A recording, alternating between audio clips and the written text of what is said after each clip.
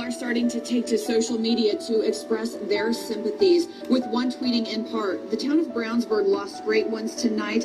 Fly high, my friends." Police say the 4 teenagers killed are 18-year-old Lucas Kenworthy and 17-year-olds Noah Tex and Matthew Chambers, the driver, all students at Brownsburg High School. 17-year-old Riley Hurst from Brownsburg also died. Police say none was wearing a seatbelt. One survivor. When something's going to happen, and your best friend in an accident is your seatbelt. That's the only thing that's going to hold you down in that chair.